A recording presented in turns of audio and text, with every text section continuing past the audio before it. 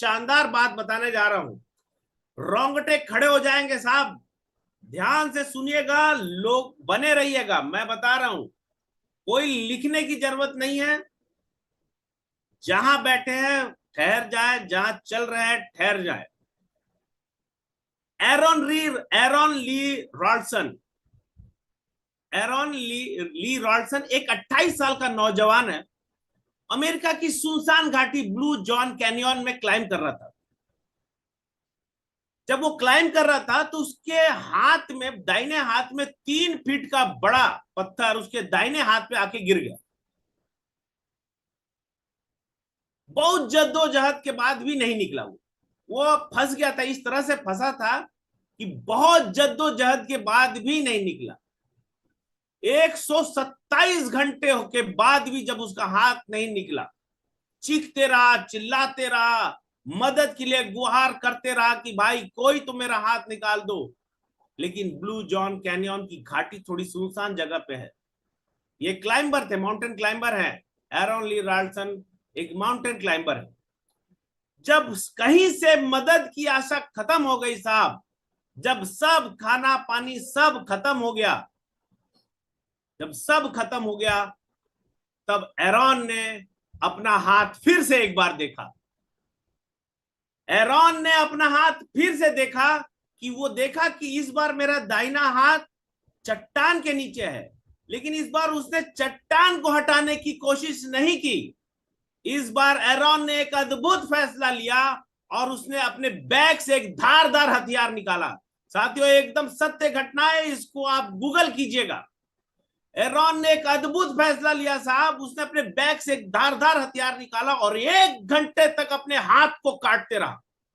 1 घंटे तक अपने हाथ को काटते रहा।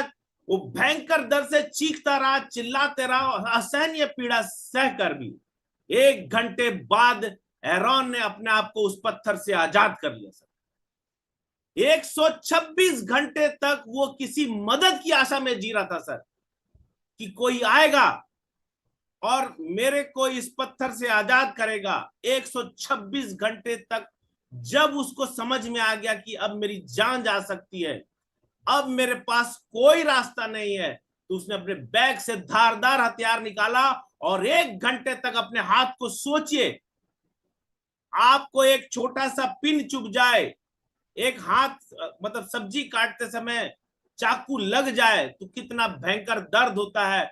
और इस व्यक्ति एरॉन ली रॉल्सन ने अपने हाथों से एक धारदार चाकू हथियार से अपने हाथ को काट दिया और अपने आप को उस पत्थर से आजाद कर लिया।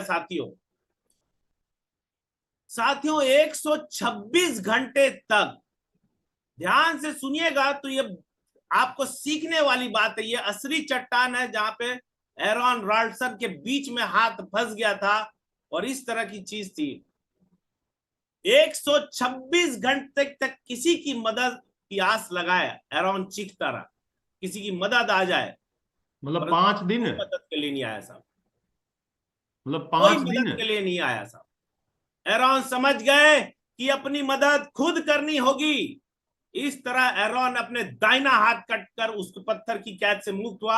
आज एरॉन ली रॉल्सन अमेरिका के प्रसिद्ध मोटिवेशनल स्पीकर है।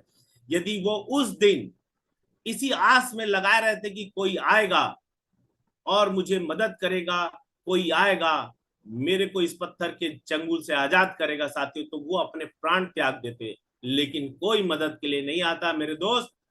साथियों,